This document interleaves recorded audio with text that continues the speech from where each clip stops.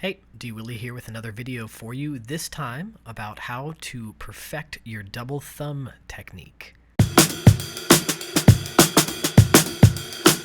So first things first, what is the double thumb? Well, that's when you use your plucking thumb to essentially play through the string and then back up so you can get two notes. The thing with the double thumb is that while it often falls under the category of slap bass, the technique approach itself has to be a little bit different than, let's say, the cross string approach that you might see players like Flea from the Red Hot Chili Peppers employ.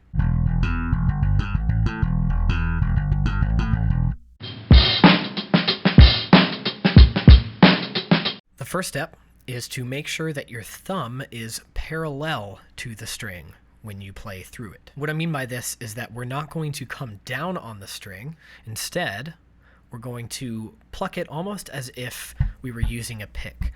But instead of a soft pluck, sort of like a classical guitar player, we're going to really give it some gas. We're going to really push through that string. The idea is to pluck through the first string straight into the next, and to kind of let that following string be a stopping point for you.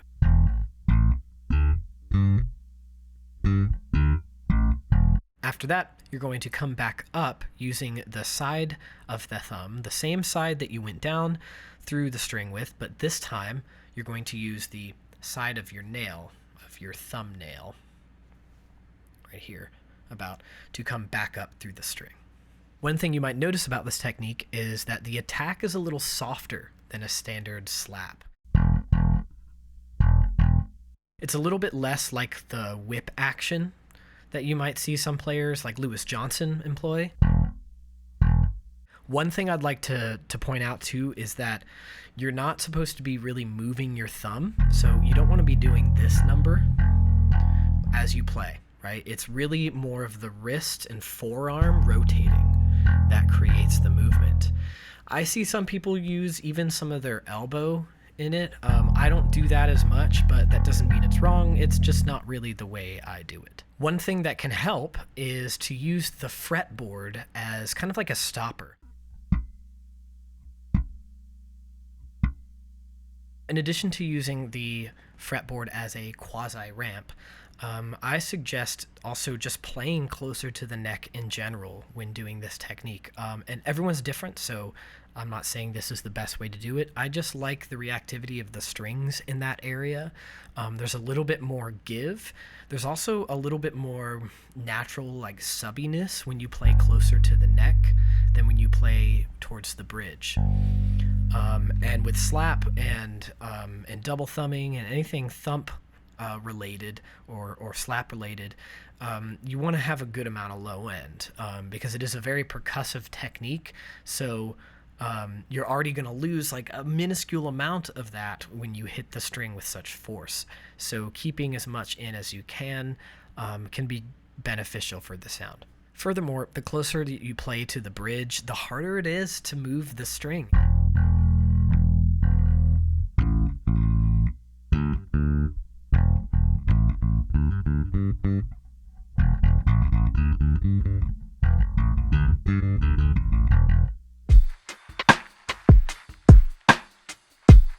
Okay, now that we've covered some plucking hand technique, or thumbing hand in this case, let's talk about the fretting hand. Now, in addition to just the normal fretting that you're going to have to do, there's some other stuff you're going to have to consider with double thumb, and that is your muting.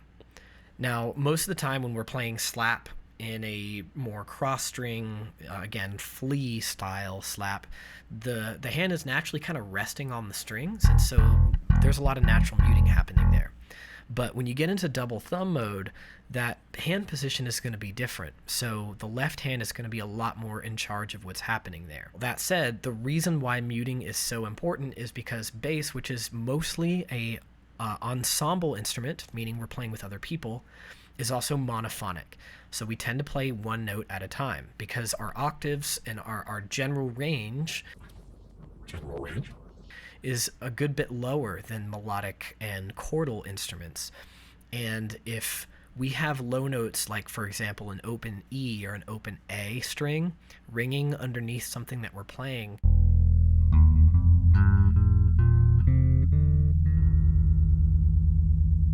It's going to not only muddy up what we're playing, but it's going to muddy up the mix of the band. That said, with your left hand, there's a plethora of ways to mute.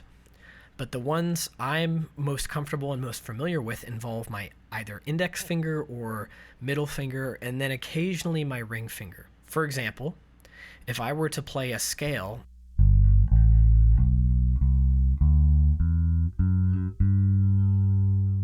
I'm going to start on the first string, and when I leave that string, my index finger going to the next note is going to touch the string, the tip of the string that I just left, just like the tip of my index finger is touching that string kind of on the side of it. And then as I continue to play through the scale and I leave to the next string, depending on where I am in the scale, I will use my middle finger to cross both the A and E or the D and A strings to mute those as I'm playing that final string.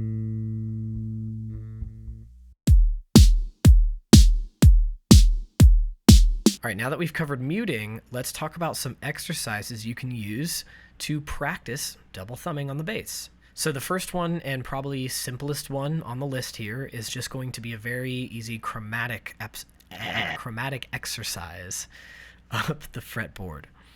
So starting on either an open string or at the first fret, you're just going to go down through the string and then back up, and then you go up a half step and do the same thing, and do it every single fret all the way up till, I don't know, 15th fret or so. Different basses are more comfortable to play at different ranges as far as your octave spread there across the neck. So, I mean, honestly, once you get to 12th fret, you've pretty much done what you had to do, and you can move on to the next string. Another thing you can do is add octaves onto that. So, for example, you would start at, I don't know, the first fret on your E string at the F. So we'd go down through the F, down, up, and then we'll go to the octave on the D string at the third fret, down, up, and then we do the same thing all the way up the fretboard.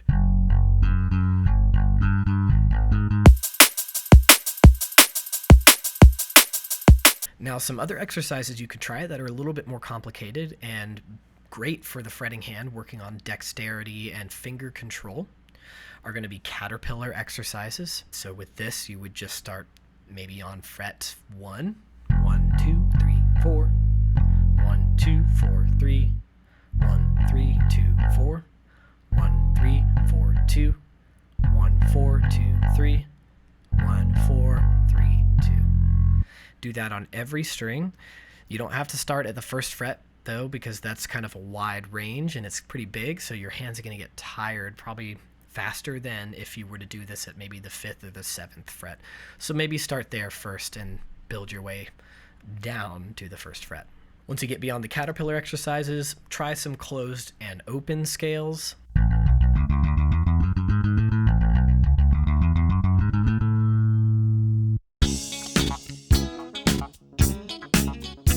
And after that, start checking out some songs that use the double thumb as a main technique. Some examples include Power by Marcusmiller,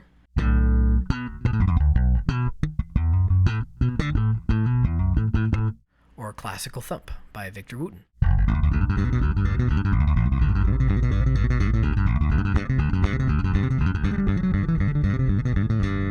Beyond learning songs that employ this technique, you can also take songs you already know and try to apply the technique to them as well.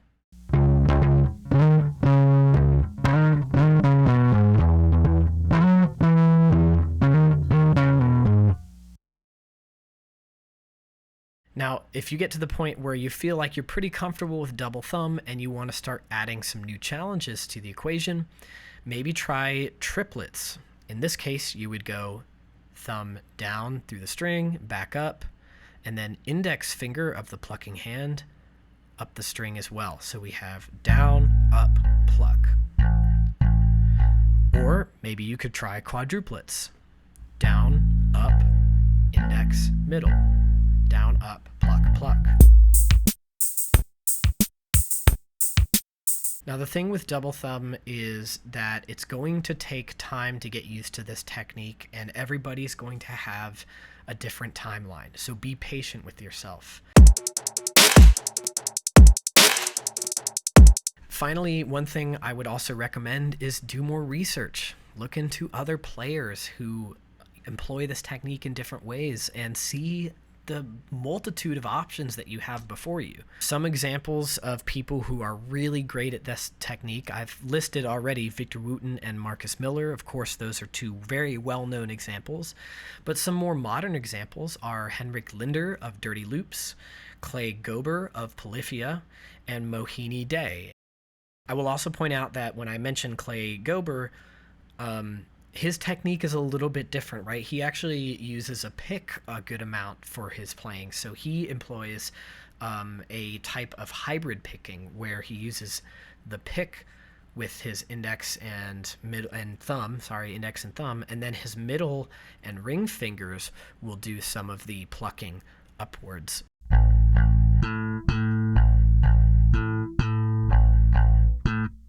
Now, I don't really have much experience with this particular technique, so if you want to learn more about it, you might want to seek another video. But the double thumb technique is very similar, so there's a lot that you can take from this lesson and translate over into the hybrid picking. Thanks for your time. I hope this video will help you improve your double thumb.